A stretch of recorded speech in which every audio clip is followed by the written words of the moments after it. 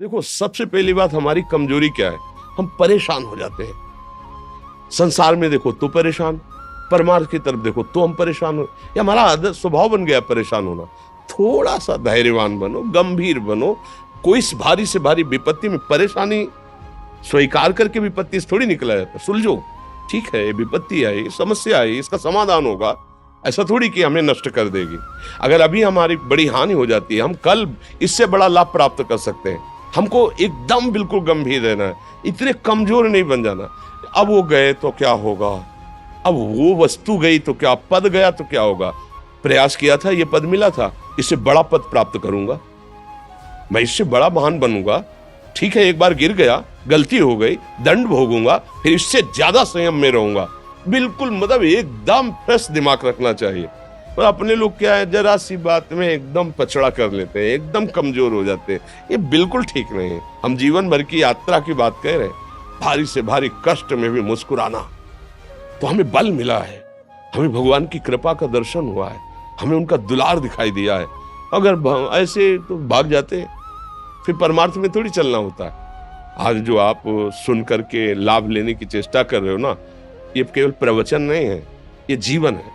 अगर ये जिए ना होते ना, तो ये इसका प्रभाव नहीं पड़ता, फिर वाणी का प्रभाव नहीं पड़ता। हम इसीलिए कहते हैं, जैसे आप लोग एकदम परेशान हो जाते हैं, जब बोलो क्या हमसे ज्यादा परेशानी होगी?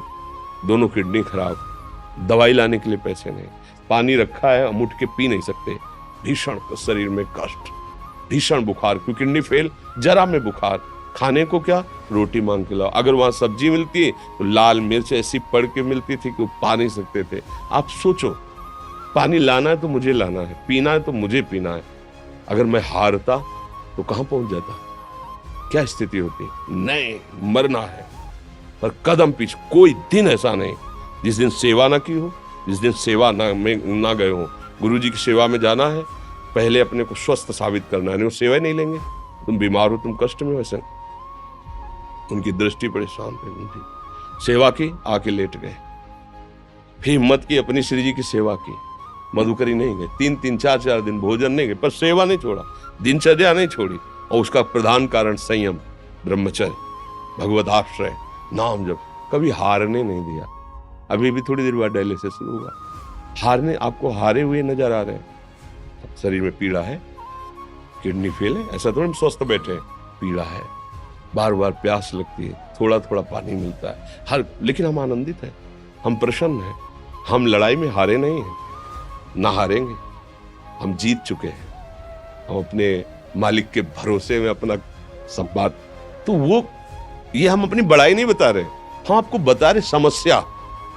सोचो, तुम्हारे पास तो माँ है, भाई है, बहन है, परिवार है, कोई ना कोई तो है ना। मेरा किसी ने कभी जीवन में ध्यान भी नहीं दिया। क्यों? बचपन से बाबा जी बन गए, किसी से प्यार नहीं, किसी से संबंध नहीं, कोई जानकारी नहीं, हम कहाँ हैं, वो कहाँ, किसी से कोई मतलब नहीं। अच्छा, जवान साधु कौन श्रद्धा करे? कभी गांव जाने की हिम्मत नहीं पड़ती कि रोटी मांग ले, पता नहीं लोग क्या सोचेंगे, क्या भावना कर ले। हम दरवाजे पे खड़े हैं, क्या कैसी भाव, जो हमारे सामने आकाश वृत्ति से आया यौवन अवस्था में, वही पाया, अन्यथा भूखे रह गए। जब हम हर समय अपने को विवेक के द्वारा सावधान रखे, तो हम कभी निराश नहीं हुए, कभी उदास नहीं हुए, कभी ऐसा नहीं लगा कि यार हम दुखी, कभी नहीं लगा। उसी का फल है कि उस सुख का संकेत मिल गया जहां दुख की निशानी भी नहीं है। वही उसी के बच्चे हो, हम सब उसी धातु से बने हुए हैं। हम इतना क्यों परेशान हो जाते हैं? हम ये देखते हैं, अपने लोग थोड़ी बात बिगड़ गई परेशान, नहीं बिगड़ी तो बिगड़ जाने की संभावना में परेशान है। आज सुख है, लेकिन कल सुख छिन जाएगा, तो हम आज के सुख में सुखी ना होकर कल के दुख की आने की संभावना में हम भयभीत हो। मतलब क्या हमारी सोच रह गई? हमको इतना बलवान बनना है कि सुख और दुख दोनों हमको छू न सके।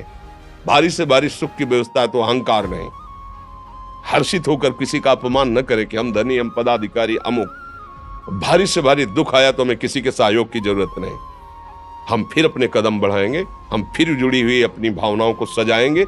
मस्त जीवन, एकदम तुम अविनाशी के बच्चे हो। शेर का बच्चा भेड़ों के बीच में फंसकर म्यों म्यों बोल रहा है, बस अगर दहाड़ना सीख जाए तो कोई भी उसे परास्त नहीं कर सकता।